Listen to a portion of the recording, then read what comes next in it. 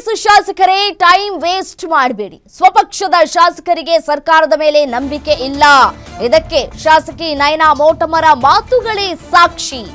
ಮುಂದಿನ ಎಲೆಕ್ಷನ್ ಅಲ್ಲಿ ಎನ್ಡಿಎ ಮೈತ್ರಿಕೂಟವನ್ನ ಬೆಂಬಲಿಸಿ ನಯನಾ ಮೋಟಮ್ಮ ಹೇಳಿಕೆ ಬಗ್ಗೆ ಜೆಡಿಎಸ್ ಕೂಡ ಪೋಸ್ಟ್ ಅನ್ನು ಮಾಡಿದೆ. ನಯನಾ ಮೋಟಮ್ಮರವರ ಹೇಳಿಕೆಯನ್ನೇ ಇದೀಗ ಜೆಡಿಎಸ್ ಎನ್ಕ್ಯಾಶ್ ಮಾಡ್ಕೊಳ್ಳೋದಕ್ಕೆ ನೋಡ್ತಾ ಇದೆ. ಬಟ್ ಆದ್ರೆ ಇದಕ್ಕೆ ಸರಿಯಾದಂತಹ ಕ್ಲಾರಿಟಿ ಕೊಡುವಂತಹ ಕೆಲಸವನ್ನ ಈಗಾಗಲೇ ಅವರು ಮಾಡಿದ್ದಾರೆ.